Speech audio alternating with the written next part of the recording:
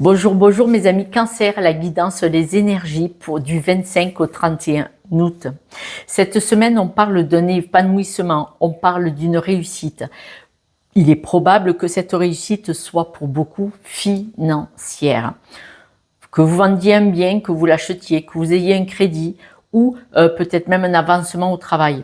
En tout cas, on voit qu'il y a un changement qui pourrait s'acter cette semaine si vous êtes prêt à l'accepter, parce qu'on parle de besoin de se faire confiance et d'être disponible à ce changement.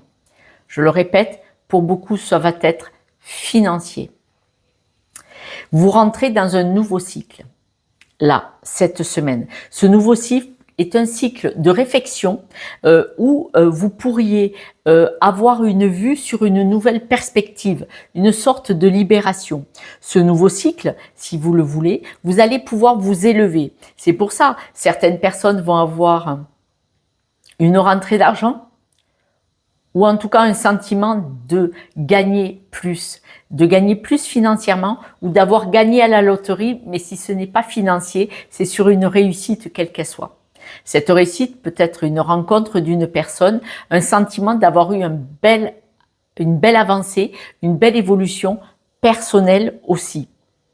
On vous dit que voulez-vous vraiment être disponible à ce changement? Parce que si c'est le cas, ce changement que vous allez opérer, monsieur ou madame, regardez, il y a le prestige. Ça veut dire que dans votre environnement proche, auprès de votre famille, voire de votre couple et de vos enfants, vous pourriez avoir la possibilité qu'il y ait une évolution pour tout le monde, mais c'est vous qui allez le porter. C'est vous qui allez avoir cette opportunité d'évolution.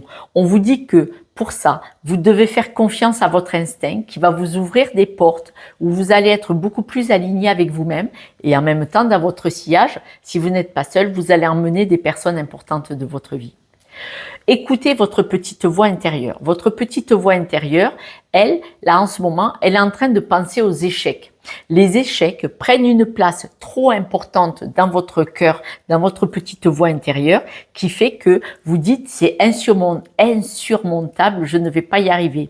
Et la vigilance, parce que quand oh, pardon, je parle beaucoup parce que je fais les enregistrements pour la semaine prochaine. En plus des guidances privées. Quand vous vous focalisez sur les échecs, voyez, je bute sur vos échecs. Quand vous vous focalisez sur vos échecs, ça vous paraît insurmontable et du coup, vous avez peur de retourner sur d'autres nouveaux échecs et vous préférez saboter, bloquer, ralentir plutôt que de tenter. Alors que si vous vous faites confiance, si vous dites ce n'est pas parce que ça n'a pas marché que ça va continuer à l'être, parce que maintenant je veux réussir. On voit que là vous avez un espoir, vous êtes en attente, probablement d'une correspondance. Est-ce que vous êtes en attente d'un crédit? Est-ce que vous êtes en attente d'un poste, d'un avancement, de vous libérer d'un travail aussi, d'une rupture conventionnelle? Et on dit que là, eh ben, ça ne va pas marcher, ça va vous perturber. Cependant, faites la clarté pourquoi ça ne fonctionne pas. Quelle que soit cette attente, si ça ne fonctionne pas, vous devez aller chercher, comprendre pourquoi ça n'a pas fonctionné. Vous êtes resté accroché à quoi? On va prendre l'exemple. Vous voulez vendre la maison.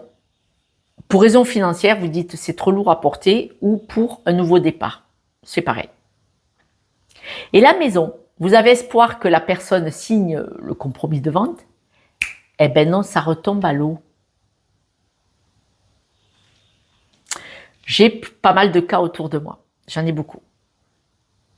Personnes proches et moins proches. On sait que le logement, on s'en fout lequel, a du potentiel. On sait qu'on est au juste prix. Ou pas.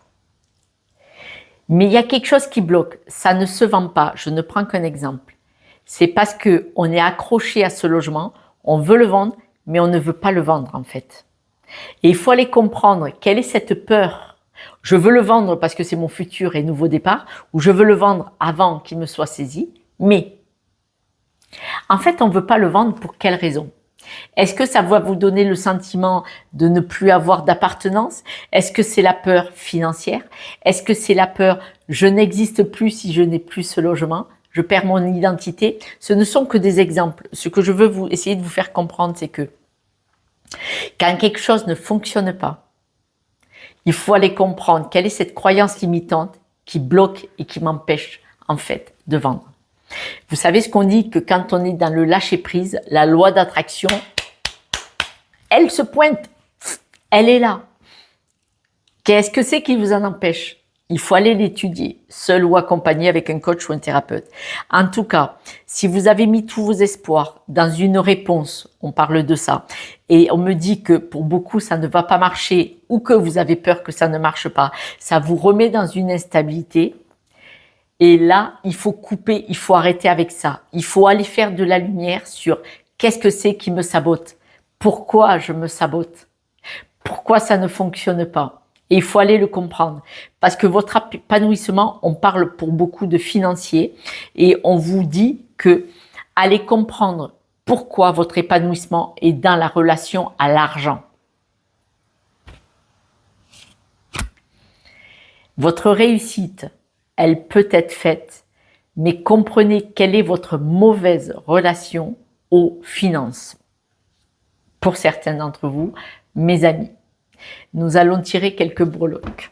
N'hésitez pas, si je peux vous aider avec une guidance privée pour aller comprendre quel est ce blocage, avec grand plaisir. Manifestement, vous ne vous aimez pas. Vous devez couper avec des discussions qui ne sont pas bienveillantes. Regardez, il y a les discussions comme quoi que vous ne vous aimez pas et que ces discussions sont malveillantes. Les discussions malveillantes, on voit bien que là, c'est fini. C'est fini. C'est-à-dire que vous, c'est comme si vous aviez tourné le dos à une personne ou vous-même qui aviez une communication qui n'est pas bienveillante.